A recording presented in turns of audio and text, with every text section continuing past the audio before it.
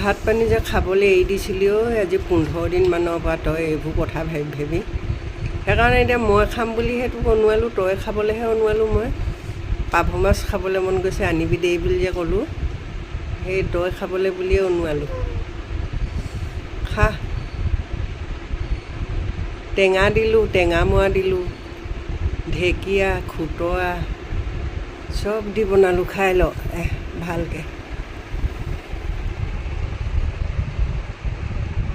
খা। আজিৰ পৰা খাবি আৰু ভাত দে, সেইবোৰ কথা এৰিবি আৰু বাজে কথাবোৰ। সেইবোৰ যে সেনেকৈ জন্মই ল'লে ষ্টাইলখন দেখা নাই তাই? মোক কালি কেনেকুৱা তাইক বকিবলৈ মন গৈছিলে। অফিচাৰনীতকৈ হাত জোখাই একদম ড্ৰেছ পোছাক একো চিনি নাপায়। লাজ ধিকা বোলা বস্তুটো নাই যে, সেইকাৰণে এইবোৰ কৰি ফুৰিব পাৰে আকৌ। একেবাৰে চুলিখিনি কটা মতা কুকুৰাটোৰ নিচিনা পিছফালে লৰি আছে। চকু কি চাবি তাই, নখ কি চাবি হাতৰ, গোটেইজনী একেবাৰে হেৰিজনীহে যেন। মোক খুব কালি তাইক প্ৰশ্ন কৰিবলৈ মন গৈছিলে, খালি নকৰিলোঁ আৰু কেলৈ মোক গাটো ভাল নাই যে, সেইখন বহনি কৰিবলৈ মন নাযায়। মানুহে সদায় সেইবোৰ দন কাজিয়া লাগি থাকিলে নিজৰ মান সন্মান নাথাকে।